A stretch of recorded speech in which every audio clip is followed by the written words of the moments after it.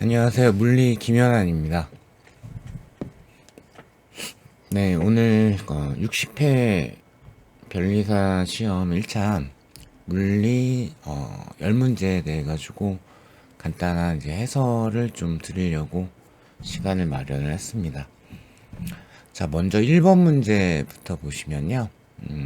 얘는 이제 수평면 위에서 물체 A가 실과 연결된 상태로 등속 원운동을 하고 있죠. 그래서 이 등속 원운동이라는 주제를 정리를 하고 있어야 되고, 자, 그 다음에 이 실이 끊어진 다음에 A하고 B가 이제 충돌을 하게 되죠.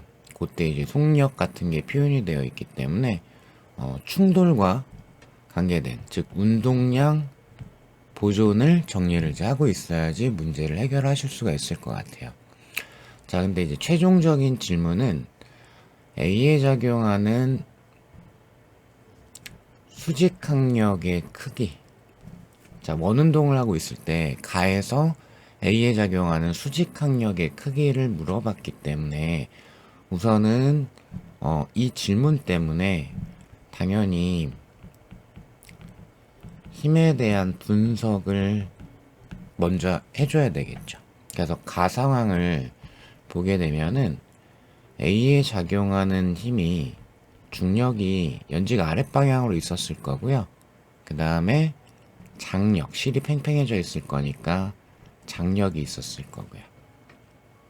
자, 그러면 수직항력 구하라고 그랬으니까 수직항력까지 표시를 하고, 자, 여기에서 그럼 추가적인 힘이 더 있나 봤더니 장력, 중력, 그 다음에 수평면이 A를 밀어내는 힘, 이렇게 세 개의 힘이 A에 작용하는 힘이 되죠. 자, 그러면 이때 A가 등소원 운동을 하기 때문에 그러면 그 원 중심을 향하는 성분과 여기에 대해서 수직인 성분으로 힘을 분석을 하게 되면 특히 장력 T 중에 일부가 원 중심으로 작용을 하기 때문에 얘가 구심력 역할을 하는 거예요. 그죠? 자, 그리고 장력 중에 또 Y 성분이 존재를 하니까, 자, 이건 이제 TX라고 표현하고 얘는 TY라고 표현을 할게요. 자, 그래서 TX가 구심력 역할을 하게 된 거고요. 그 다음에 Y 성분으로는 어떠한 운동도 하지 않고 사실상 정지 상태에 해당이 되기 때문에 따라서 Y 성분은 평형에 해당이 되죠. 자, 그렇기 때문에 수직항력과 장력의 Y 성분의 합, 윗방향 힘들의 합이 아랫방향인 중력과 크기가 같아야 된다. 이렇게 이제 표현을 할 수가 있겠어요. 자, 그럼 이때 이제 각도가 이제 나와 있으니까 그것까지 이제 표현을 하게 되면은 수직항력과 그럼 T의 Y 성분 같은 경우에는 요 각도가 30도로 주어져 있으니까 여기도 30도가 되겠죠. 그죠? 그러면은 T 코사인 30도 요 두 개의 합이 중력과 크기가 같다. 요거 하나 있고요. 그 다음에 구심력 역할을 하는 게 즉 T의 X 성분에 해당이 되죠. 그럼 이제 그 I 같은 경우에는 T 사인 30도 이렇게 붙여주시면 되죠. 아니면 이제 요 각도가 60도니까 T 코사인 60도 이런 식으로 붙여도 상관없고요. 그러면 얘가 구심력 역할을 하게 된다. 원운동 반지름이 2분의 L에 해당이 되기 때문에 2분의 L분의, 자, 그러면 여기가 질량, 요때 이 원운동 속력은 V0였다라고 가정을 할게요. V0의 제곱 이렇게 표현이 가능하죠. 그죠? 자, 그럼 이제 답에 있는 것들을 확인을 해보니까 mg가 등장하는 거 확인했고요. 요 자리 때문에 특히 구심력도 필요하겠구나 라는 것도 생각을 할 수가 있을 것 같아요. 그러면 이 식을 째려봤을 때 n을 답에서 요구하는 사항과 맞춰가지고 정리를 하기 위해 가지고는 그러면 이 t 코사인 30도에 해당하는 거 얘는 일단 얘하고 관계가 있는 거죠. 그죠?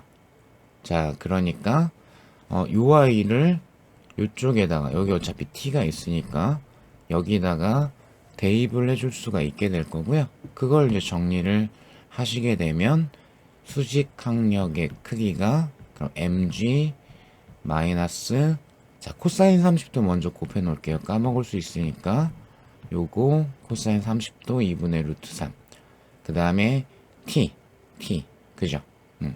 그러면 이제 t가 사인 즉 사인 30도 요 2분의 1이 요로 또 내려갈 거기 때문에 그럼 분모값이 4분의 l이 나오니까 올려버리게 되면 l분의 4m v0의 제곱 이렇게 등장을 합니다. 자, 따라서 문제에서 요구하는 답에는 v를 표현을 해야 되고 v0는 제가 만든 미지수니까 제거를 해줘야 되겠고요. 그러면 마지막 연산이 필요한 게 이 v0를 v로 바꿔줘야 되겠죠. 그래서 이때 요 B하고의 충돌에서의 운동량 보존을 사용을 하셔야 되는 거예요. 자, 그러면 운동량 보존 충돌 과정에서 추가적인 외력에 의한 작용은 없었기 때문에 곧바로 사용을 하시게 되면은 부딪힌 다음에 한 덩어리가 돼버렸으니까 그럼 부딪히기 전에는 얘가 빠져나올 때 V0로 빠져나왔을 거고 그럼 부딪힌 다음에 총 질량이 그러면 여기가 B의 질량이 3m이라고 되어 있으니까 총 질량이 4m이기 때문에 그죠? 그럼 V0가 4V가 돼야 되겠죠. 충돌 전후의 운동량 합이 똑같다라는 걸 이용을 해주시면 되겠습니다. 그래서 이 자리를 4V로 대입을 해주면 되겠죠. 그죠? 그럼 뭐 요건 어차피 한번 지워질 거기 때문에 그죠? 그러면 32 루트 3이 이 자리에 등장을 하게 돼요. 32 루트 3에 해당하는 거를 답으로 골라주셨으면 될 것 같습니다. 자, 여기가 이제 1번 문제였고요. 2번 문제를 보시게 되면은 요거 이제 강체역학 쪽에 이제 회전역학 빼고 평형에 대한 문제가 출제가 됐죠.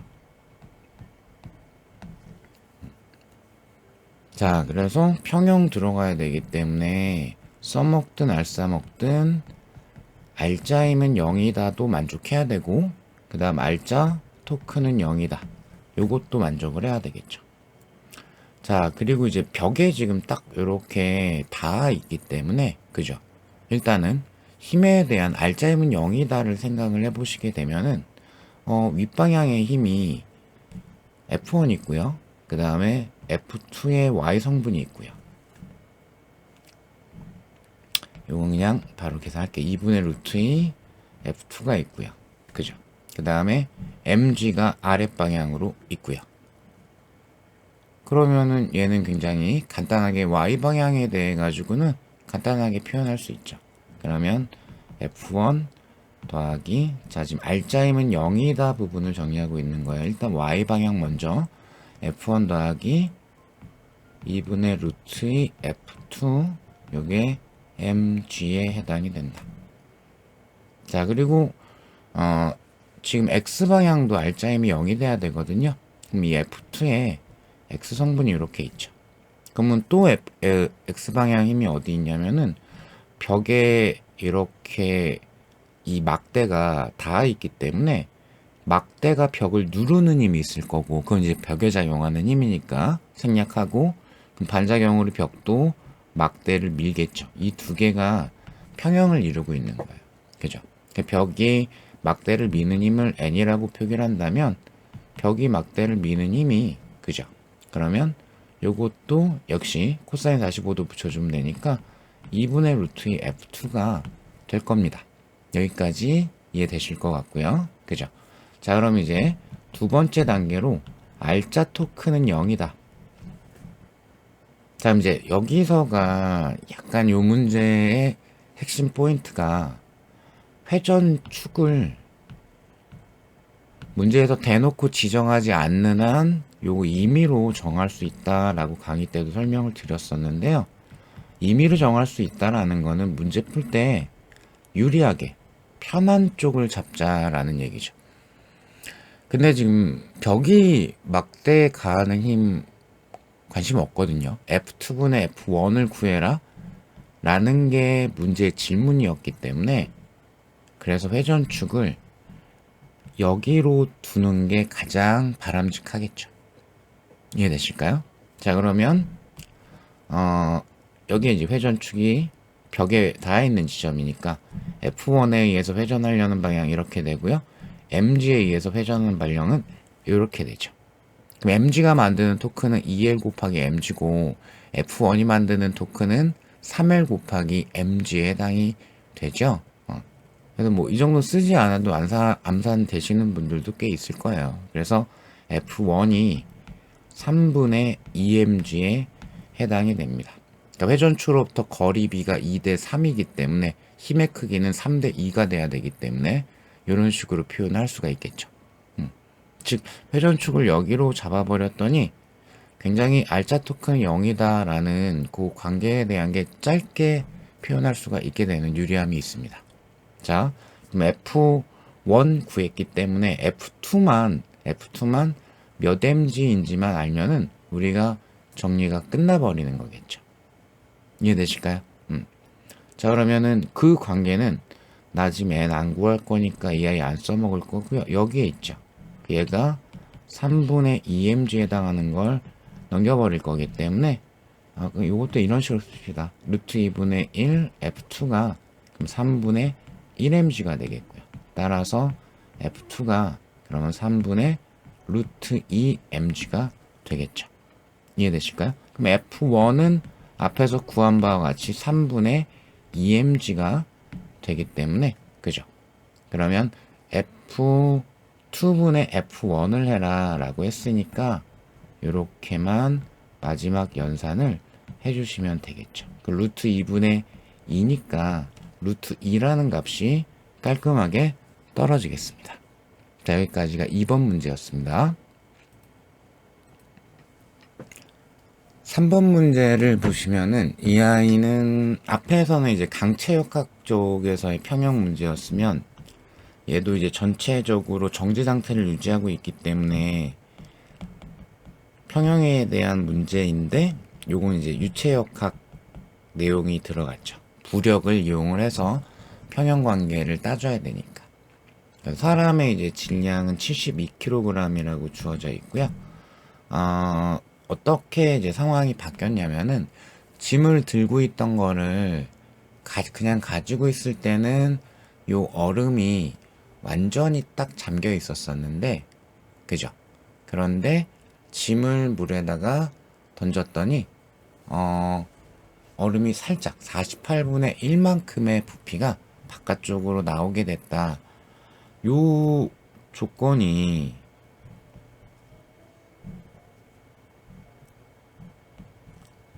문제 푸는 핵심 조건에 해당이 됩니다.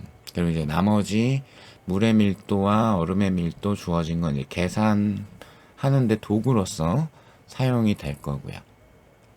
자, 그러면 이제 이거를 어떻게 표현할 수가 있냐면 지금 사람의 부피도 주어져 있지 않고 짐의 부피도 주어져 있지 않고 얼음은 이제 부피의 일부분만 표현이 되어져 있고 그러니까 얼음의 부피 정확한 값은 표현이 안 돼 있으니까 미지수 어떤 뭐 V1, 사람의 부피 V2, 짐의 부피 뭐 V3 이런 식으로 너무 많이 기호를 만들면은 식이 상당히 길어질 거예요. 그래서 조금 융통성을 발휘를 하게 되면은 짐을 이만큼을 던져버렸더니 그러면 요만큼이 얼음이 위로 올라왔죠. 그죠? 그러면 요만큼에 해당하는 물에 잠겨 있었을 때 해당하는 부력이 제거가 된 거죠. 그러면 이만큼에 해당하는 부력이 짐의 무게 중력에 해당이 되는 거죠. 이렇게 표현을 하면은 이게 조금 더 깔끔하게 잘 정리가 될 수가 있죠. 자, 그러면 이 짐의 무게를 뭐 그냥 mg라고 표현을 한다면 요 관계 지금 정리하는 겁니다. 그럼 mg라는 게, 자, 그러면 원래 형광펜으로 칠한, 파란색 형광펜으로 칠했던 그만큼의 부력에 해당이 된다. 자, 그러면 부력 쓸 거니까 유체 밀도 g 그리고 그만큼의 부피가 48분의 1. 자, 얼음 전체 부피 모르니까 일단 미지수로 둘게요. 얼음 토탈 부피를 V라고 이렇게 두겠습니다. 그래서 이렇게 식관계 하나가 등장을 했고요. 그죠? 자, 그러면 이제는 하나 정도를 더 만들어야지 얘네들의 관계를 통해 가지고, 그죠? 요 이제 우리가 최종적으로 구해야 되는 짐의 질량을 표현을 할 수가 있을 것 같아요. 그러면 가 상황에서 우리가 이제 나로 변한 거에서 이걸 유도를 했기 때문에 가 상황에서 평형 관계를 정리를 하시게 되면, 아니면 가가 하필이면 V가 싹 다 잠겨 있는 거거든요. 그죠? 그러니까 요때가 그럼 총 중력이 72kg 더하기 짐의 질량 G 요만큼이 되겠고요. 그죠? 그 다음에 얼음도 지금 중력이 있기 때문에 얼음 밀도 나와 있죠. 그럼 얼음의 밀도 12분의 11로 G 얼음의 부피, 이러면 이게 얼음의 중력에 해당이 되죠. 이게 총 아랫방향의 중력, 얘가 부력과 크기가 같다. 요렇게 식을 만들어낼 수가 있어요. 그죠? 그럼 나는 이제 m만 구하면 되는 거기 때문에, 그죠? v가 필요 없으니까, 그래서 얘를 소거를 이제 해주시면은 될 것 같습니다. 이해되실까요? 자, 그러면 어떻게 소거를 할 거냐? 보시게 되면, 이렇게 대입하면 안 될 것 같아요. 즉, 이제 mg를 알고 있으니까, 여기 mg 있으니까 얘를 넣어야지 하게 되면 v를 구하는 거기 때문에 안 되겠고, 요 자리를 몇 mg의 스타일로 대입을 해주면은 요게 좀 깔끔하게 정리가 될 수가 있겠죠. 물론 이제 얘는 얘하고 연산이 가능하니까, 그러면 72 더하기 mg 요거 이렇게 넘어가게 되면 12분의 1 로지 v 요렇게 되겠죠. 그러면 로지 v라는 게 48이 될 거거든요. 그죠? 그러니까 요 자리가 48로 들어가는, 숫자만 계산할게 48로 들어갈 거기 때문에 이게 4가 나오죠. 그죠? 우변에 이제 4가 나왔고, 얘 딱 등장이 돼 있으니까, 그럼 72 더하기 m이 4m이야. 이렇게 풀어주실 수가 있겠죠. 이해되실까요? 그러니까 이제 5m이, 5m이란다. 3m이 72가 되는 거니까, 그죠? 그래서 24kg입니다. 라는 거를 이렇게 구하실 수가 있겠습니다.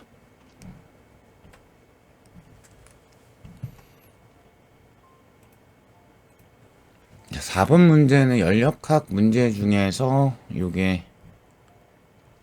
열기관. 그 중에서도 사용하는 거는 열 효율 하나밖에 없거든요. 사용하는 게. 그래서 이제 사용 개념은 되게 짧고 단순해서 이거 풀릴 것 같은데 싶은데, 얘 같은 경우에는 너무 빨리 풀려고 하면 오히려 이게 좀 잘 그 전체 전개 방식이 안 보일 수가 있거든요. 그래서 오히려 좀 차분하게 여기서 요구하는 거를 위에 있는 열기관 1과 2의 각각의 효율에서 어떻게 유도해야 되지? 이런 걸 좀 생각을 하셔야 돼요.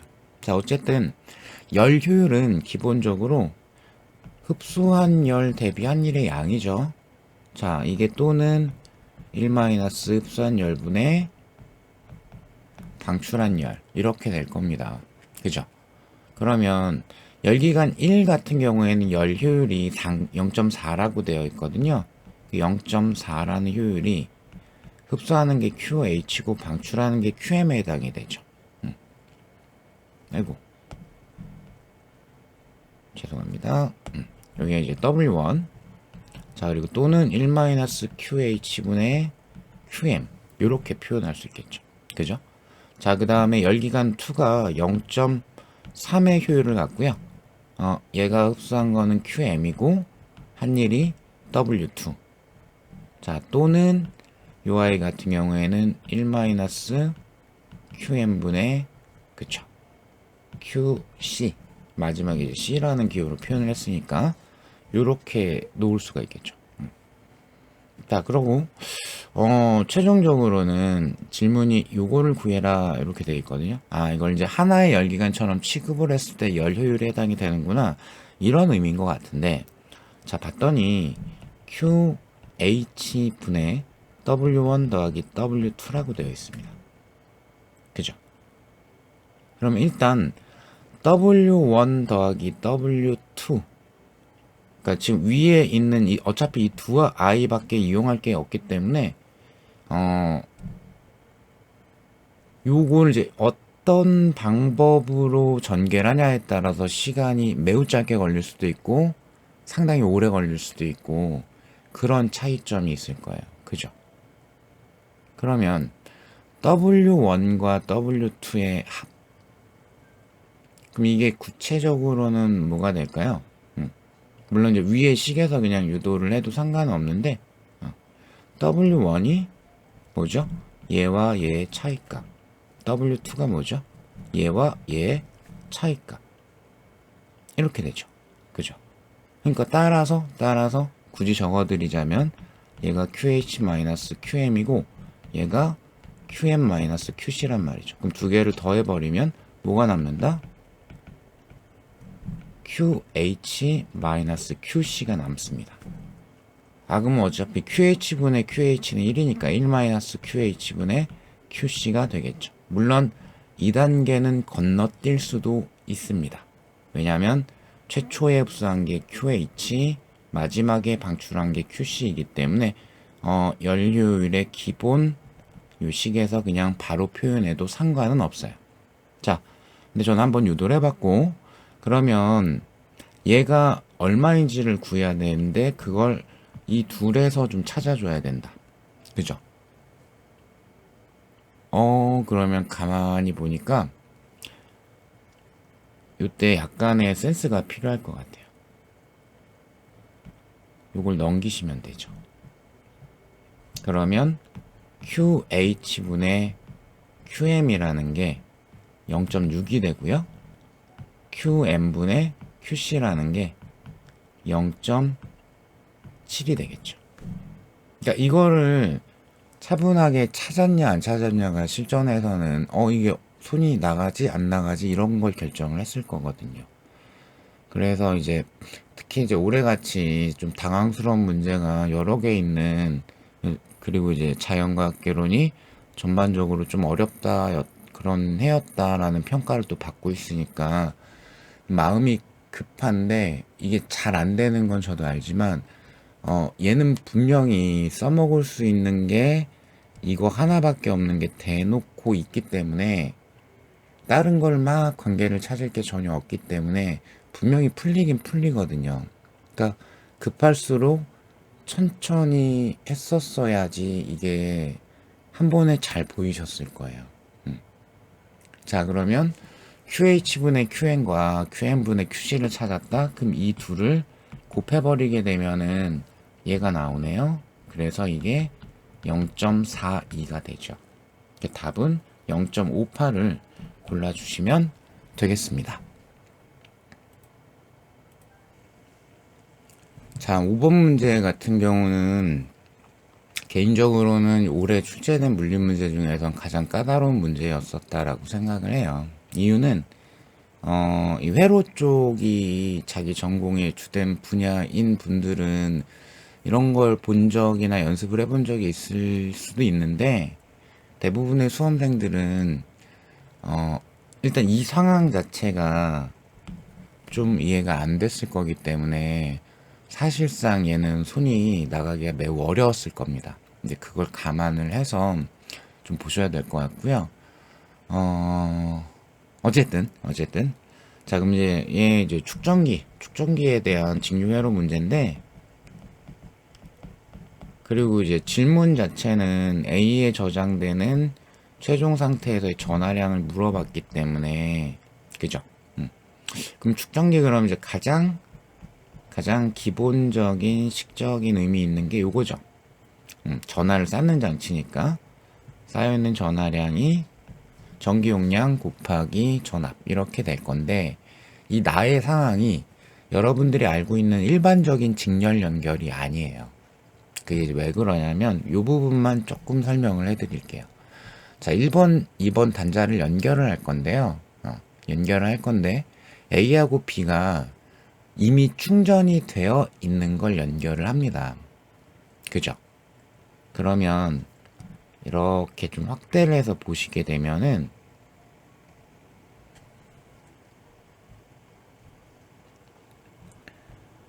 여기서부터 너무 진하긴 하다. 안 되겠습니다. 이게 너무 선이 얇아가지고.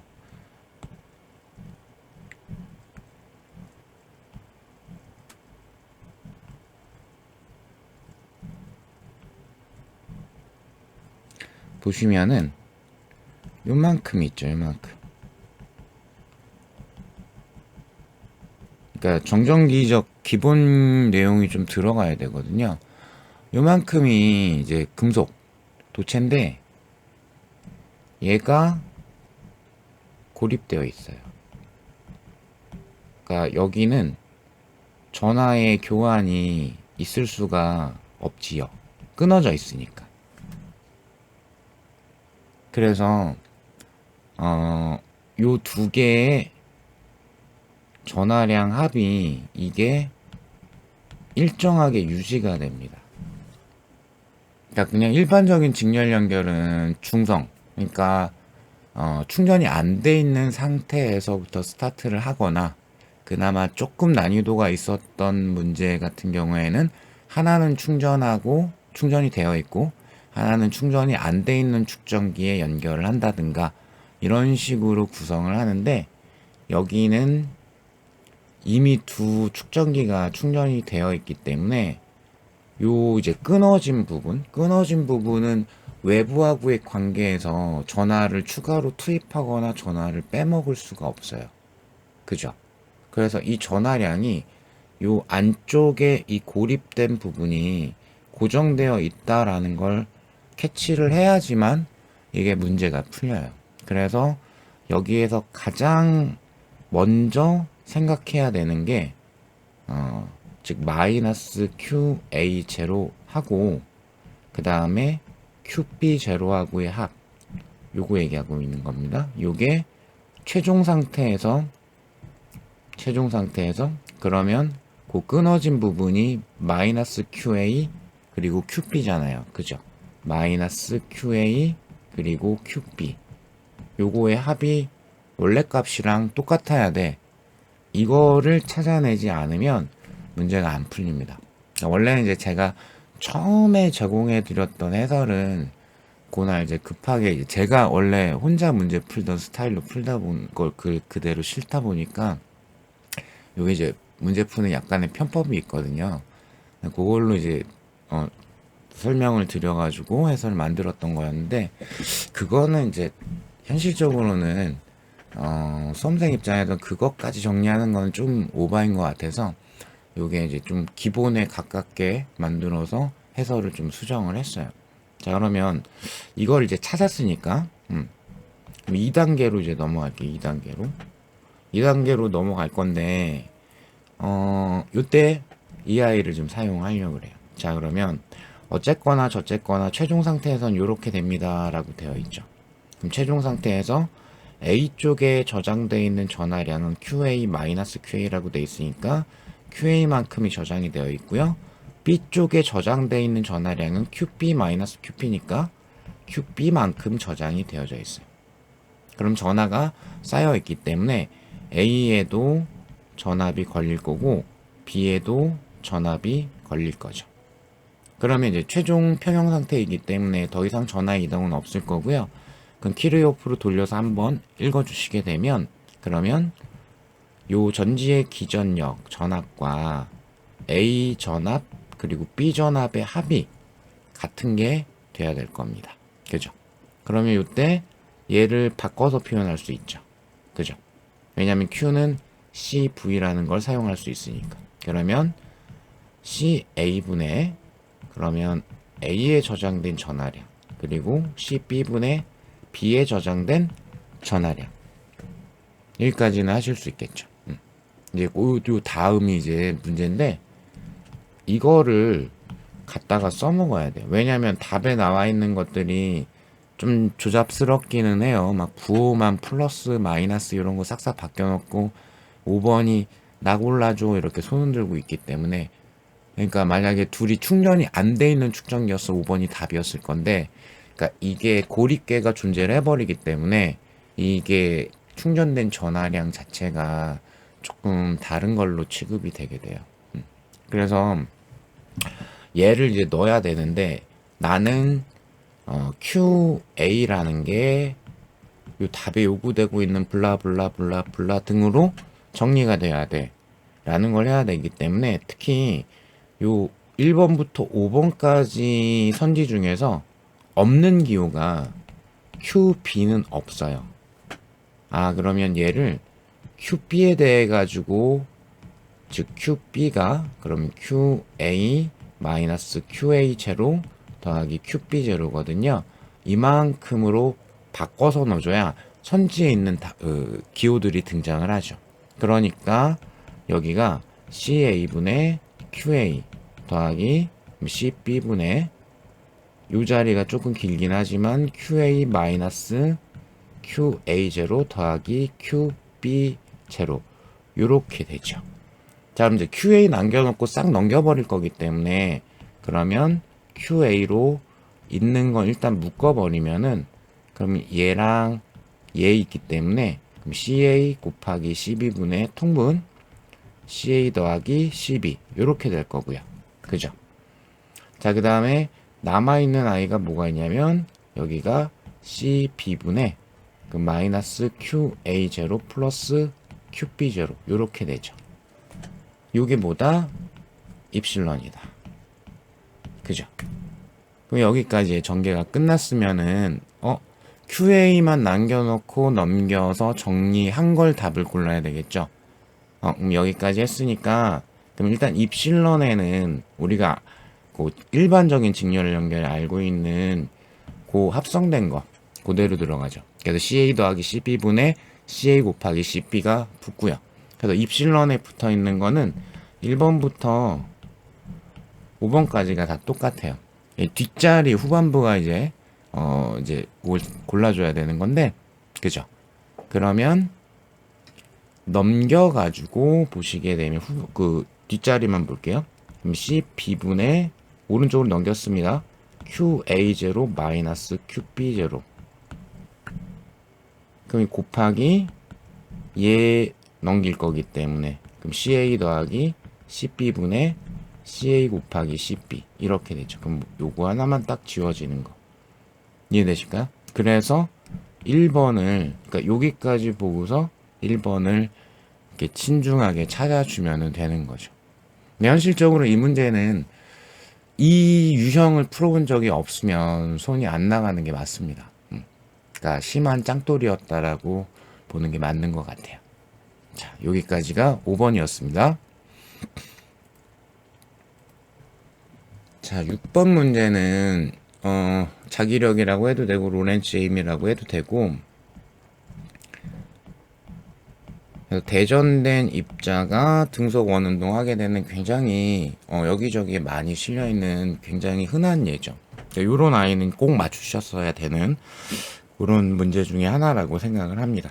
그래서 전이차가 델타 V로 가속이 될 거기 때문에, 그러니까 요것도 뭐 만약에 여기가 플러스로 뭐 2V였고 여기가 이제 마이너스 V였어. 그럼 이제 3V로 가속이 되는 거겠죠. 전이차가 3V니까.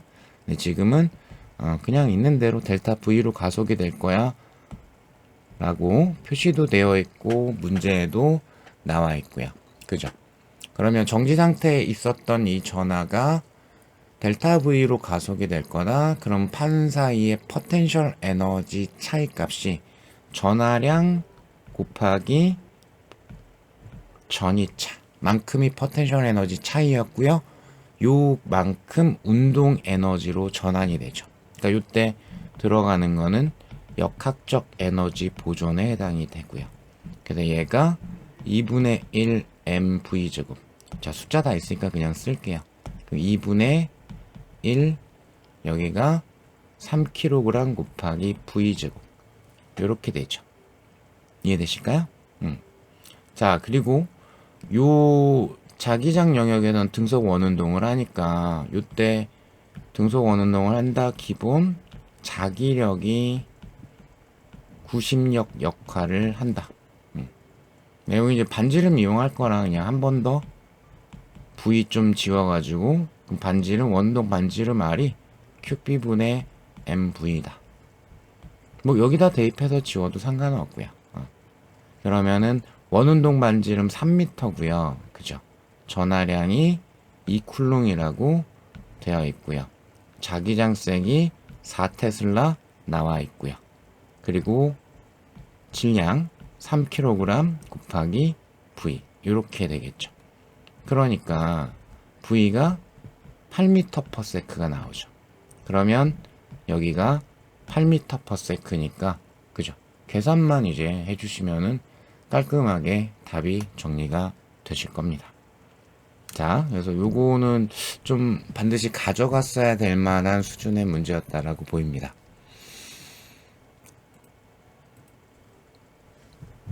자, 7번 문제 전자기 유도 문제로 이것도 좀 다소 전형적인 문제였습니다. 자, 그래서 최종적으로 질문을 한 게 금속거리의 저항값이 어떻게 되니? 라고 되어 있는데 그걸 문제에 나와 있는 기호들을 이용을 해서 표현을 해라. 이렇게 되어 있죠. 그죠?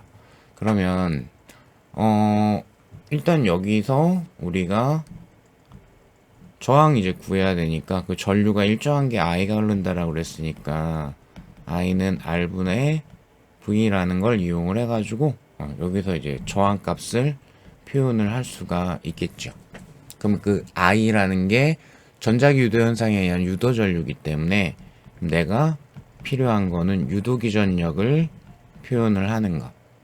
자, 그럼 뭐 가문 횟수는 한 번으로 처리할 수 있는 거고. 자, 그러면은 시간에 대한 자속의 변화율이라고 할 건데, 자, 지금 문제만 좀 신중하게 읽으면은 이게 쉽게 정리가 되거든요. 그죠? 델타 t라는 시간 동안만 전류 I가 흐른다라고 되어 있어요. 그럼 그게 언제냐면 여기서 이동하고 있는 동안은 안 되고요. 그죠? 자, 그러면은 얘가 이 두 번째 영역으로 넘어가면서부터 그죠? 자속의 변화가 생기는 거죠. 즉, 이 사각고리가 완전히 두 번째 영역에 들어갈 때까지 요때까지 유도전류가 흐르게 될 겁니다. 그리고 일정한 전류가 흐른다라고 했는데 그래서 사실 뭐 이 조건은 없어도 상관은 없어요. 등속도 운동을 하고 있다. 그러니까 플러스 X방향으로 운동만 하고 있어 라고만 해도 상관없어요. 왜냐면 일정한 전류가 흐른다라고 했기 때문에 유조기전력이 일정해야 되니까 얘가 일정한 속력으로 운동을 할 수밖에 없습니다. 그죠? 이해되실까요? 자, 그러면 델타 t 동안에 그러면 고리 입장에서는 총 자기장 변화가 나오는 방향으로 B였는데 들어가는 방향으로 B가 되는 거기 때문에 이 B만큼 변했다라고 할 수 있겠죠. 그래서 유도기전력의 크기가 2B 곱하기 면적은 이제 L 제곱이 될 거니까요. 이렇게 표현할 수 있겠죠. 이해되실까요? 아니면 이제 그 풀에 있는 것처럼 좀 지워야겠다.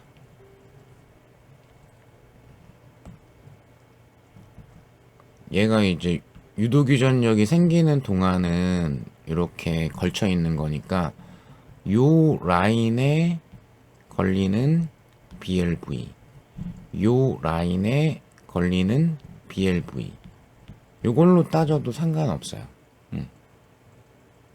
그러면은 요걸로 만약에 이제 따졌다라고 하시게 되면 V라는 게 없는 거니까 V만 뭘로 바꿔주면 된다? 델타 T 동안에 L만큼 이동했겠죠. 오른쪽 영역으로 넘어가면서부터 완전히 빠져나올 때까지니까 여기가 델타 T분의 L이 될 거고, 신경 써야 되는 거죠. 얘하고 방향성. 그러면 오른쪽에 걸쳐 있는 I는 들어가는 방향의 자속이 증가하는 걸 방해해야 되니까 이런 방향성으로 유도전류가 흐르고요. 왼쪽에 걸쳐 있는 얘 같은 경우에는 나오는 방향의 자속이 감소하는 거죠. 그죠? 감소하는 걸 방해해야 되니까 이런 방향성이 되죠. 같은 방향으로 만들어야 되니까. 그러니까 얘랑 같은 방향이라 이 두 개를 더하기를 해야 되는 거죠. 그죠? 그러니까 E, B, L 이 자리가 델타 T분의 L 이렇게 되죠. 그럼 요게 유도기전력 해당이 되기 때문에 뭐 요렇게 봐도 똑같죠. 자, 그래서 이 아이를 어디다? 금속고리 전압에다가 넣어주면 되겠다. 그죠? 그래서 I를 이제 넘겨가지고 R하고 같이 넘겨가지고 즉 사실 이제 얘는 이제 다 구했기 때문에 나머지는 숫자가 안 붙어 있고 B 앞에만 2가 붙어 있거든요. 그죠? 그래서 B 앞에만 2 붙어 있는 4번을 골라주시면 되겠습니다.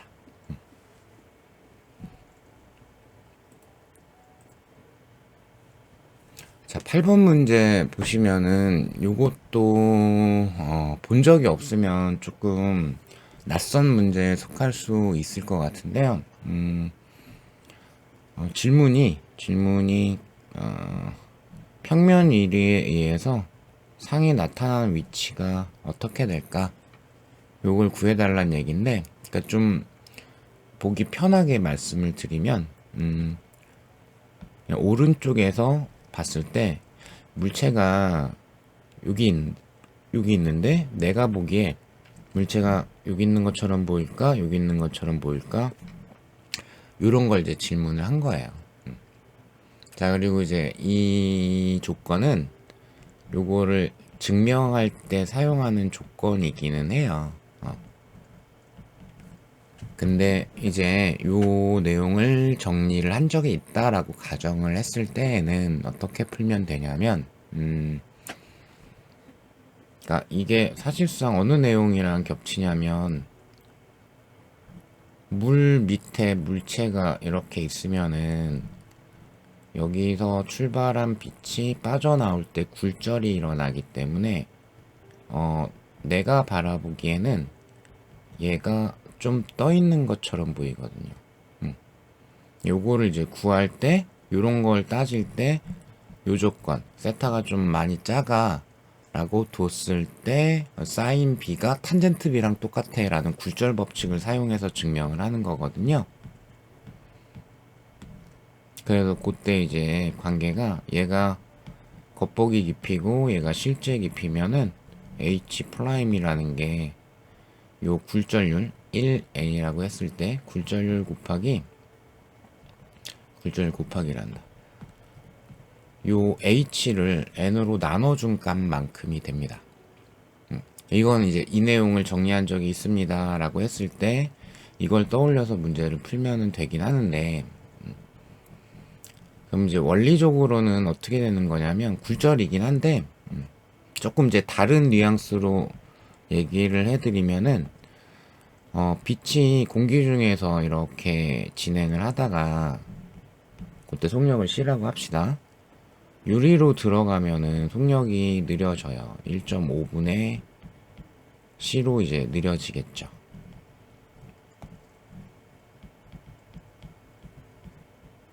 굴절률이 크니까 속력이 작아질 거니까, 그리고 빠져나오면 이제 속력이 다시 C가 될 겁니다. 그래서 여기 이제 느려진 구간이 있죠.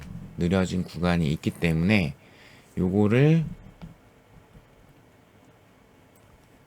만약에 이 구간, 그러니까 내 입장에서는 그 느려졌다 안 느려졌다는 내 입장에서는 모르는 거니까 그거를 이제 신경을 안 쓴다라고 하게 되면 여기서 이제 시간이 좀 딜레이가 됐잖아요. 그죠? 그러면 그냥 C로 쭉 움직였어라고 하게 되면은 사실 유리보다 얇은 두께를 이동을 하게 돼요. 이 1.5분의 1만큼의 효과로. 그래서 3cm 두께가 아니라 1.5분의 3cm. 해서 이 두께가 내 입장에서는, 빛의 입장을 모르는 내 입장에서는 이만큼, 즉 2cm의 두께인 것으로 생각을 하게 돼요. 그래서 2cm니까 1cm가 짧아진 효과가 생겼기 때문에 얘가 요거보단 1cm 앞에 있는 걸로 우리는 관측을 하게 되는 거예요. 그래서 그 물속에 잠겨있는 물체가 떠 보이는 그 현상과 동일한 현상이라고 생각을 해주시면 돼요. 그래서 얘는 아이고 이게 글씨가 안 보이죠? 따라서 5에 대해 가지고 유리 쪽으로 그러면 1cm 앞에 있어야 되니까 이렇게 3번을 골라주시면 되겠습니다.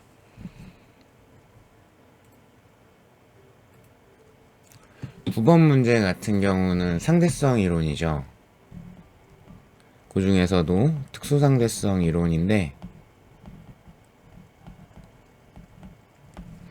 그러니까 얘는 상대성 이론 강의 등으로 정리한 적이 있으면 구체적인 계산을 시키진 않고 있기 때문에 정리를 했으면 그 정리한 거를 좀 잘 기억하고 있었으면 답을 고르는 것에는 별 지장이 없었거든요. 일단 간단하게 옳은 것을 먼저 골라야 되는 게 1번이죠. 1번.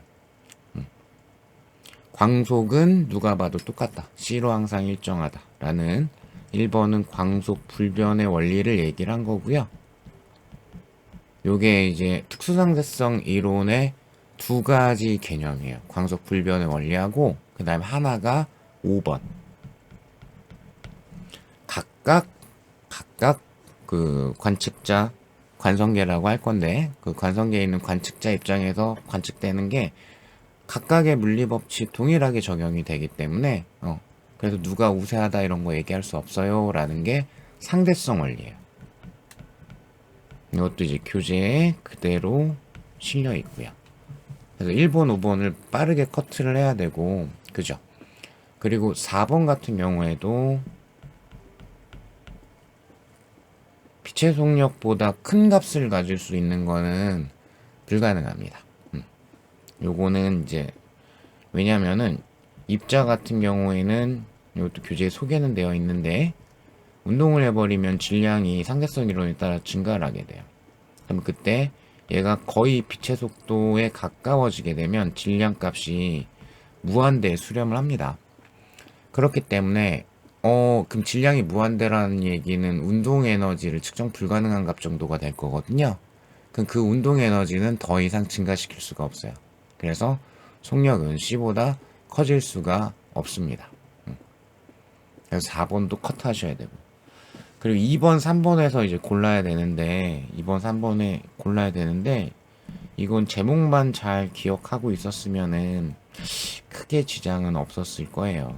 시간과학에서는 시간 지연, 내지는 시간 팽창, 길이에 대해서는 길이 수축.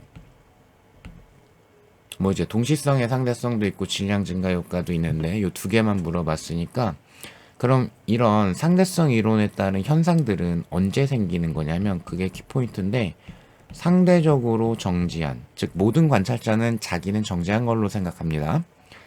상대적으로 정지한 아이가 등속도 운동을 하는 대상을 바라보면 그러면 상대방의 시간이 느리게 진행하는 걸로 관찰을 해요. 이때 강의 중에는 그 시간이 작다 크다가 이게 헷갈리는 경우가 많기 때문에 5분과 50년이라는 비유를 했었죠. 누가 동일한 사건을 측정을 했는데 어떤 친구는 5분이 지났고 어떤 친구는 50년이 지났다면 50년 지난 아이는 폭삭 늙었을 거니까 즉 시간이 엄청 빨리 진행한 거죠. 그죠? 그럼 상대방의 시간이 느리다. 상대방의 시간이 느리다라는 거는 시간이 작다라는 거고 내 시간 값이 더 크다라는 뜻이 되는 거예요.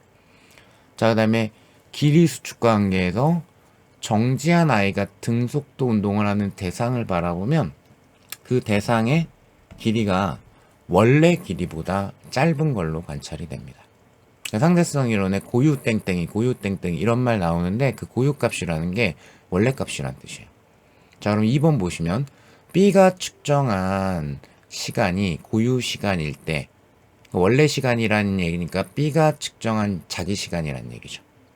B가 측정하기에 자기 쪽 공간은 움직이지 않으니까 원래 시간으로 측정이 될 거고 그럼 A가 측정한 시간은 즉 A가 보기에 B라는 얘기예요. 이게 그죠?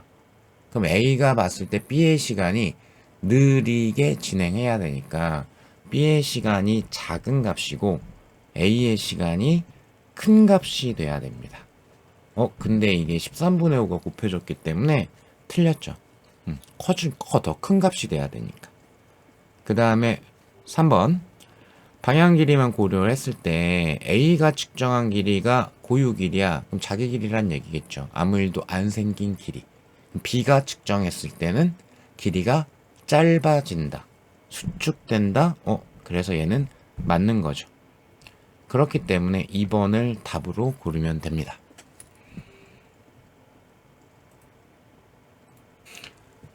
마지막 10번 문제인데 요거는 이제 컴퓨터 산란 실험인데요. 개인적인 의견이지만 이거는 출제하면 안 되는 영역이라고 생각을 하거든요. 그러니까 이 컴퓨터 산란식 자체 얘를 그러니까 이 전제 정도를 물어봤거나 하면 여기서 이제 운동량 보존된다라는 부분과 총 에너지가 보존된다라는 부분을 물어봤으면 뭐 이 정도를 물어봤어도 상당히 까다롭긴 한데 그래도 인정이 되긴 하지만 근데 이거는 그 증명의 중간 과정을 물어봤거든요. 물론 제 책에 요 식이 그대로 있기는 해요. 물론 제 책은 요 람다분의 그러니까 책에 있는 거를 말씀을 드리면은 거기가 이제 에너지 보존과 운동량 보존을 두 개를 합성해서 정리한 중간 과정에 요런 게 이제 등장을 하거든요.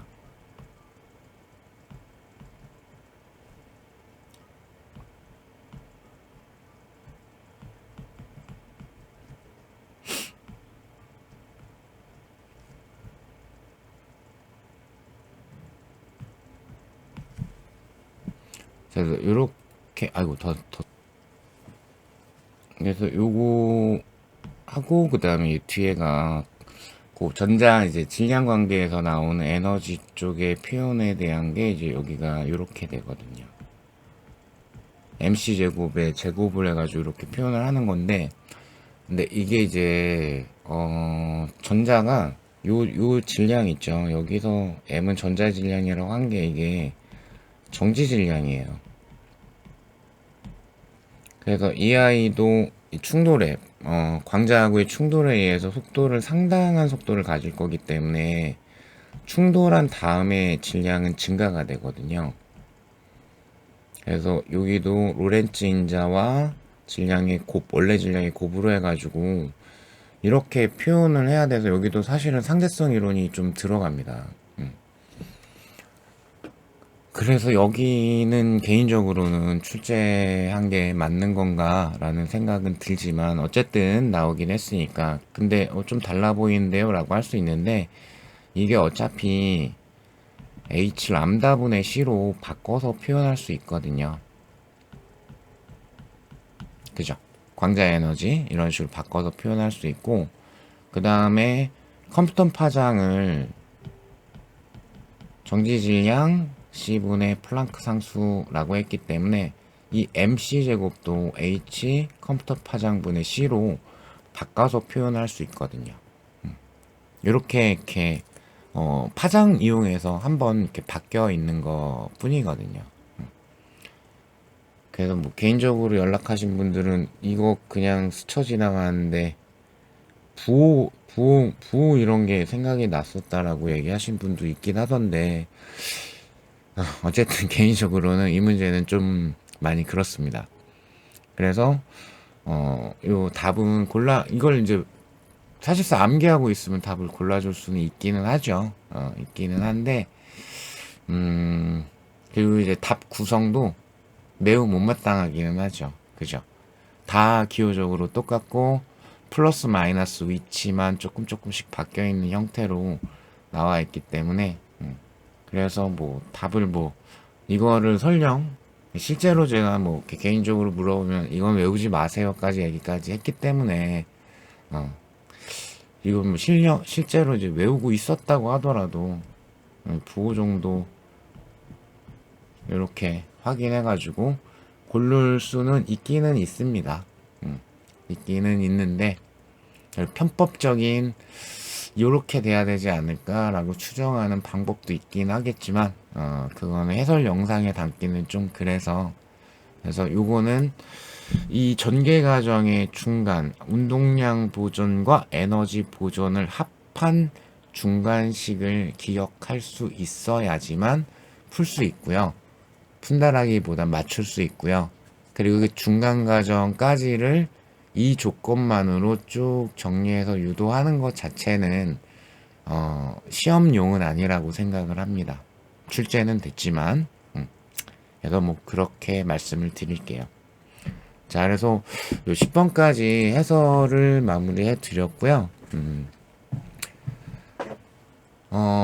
이제 요걸 보고 계시는 분들은 61회를 대비를 하시는 분들이 대부분이실 것 같은데, 물리라는 게 좀 암기만 하는 거 가지고는 시험이 작년, 재작년 정도로 조금 수월하게 출제가 된다고 하더라도 맥시멈으로 맞출 수 있는 개수가 굉장히 제한적입니다. 그래서 제가 당부드리고 싶은 거는 본인이 아무리 물리 기본기가 많이 부족하고 그런 경우라고 하시더라도 그러니까 모든 영역을 다 깊이 있게 이해하실 필요 전혀 없거든요. 그래서 꼭 제 강의가 아니더라도 강의 도움을 받으셔가지고 필요한 부분이 분명히 있어요. 그리고 얘네가 다 따로 있는 아이들 같지만 이게 다 연결고리가 있고 하기 때문에 그 관계를 좀 잘 설명해 주면서 전반적인 빌드업을 할 수 있는 강의를 잘 선택을 하셔가지고 시험에 적합한 수준까지는 정리 및 이해를 꼭 시험 전까지 완성을 하셔서 좋은 결과를 얻으실 수 있었으면 좋겠습니다. 감사합니다.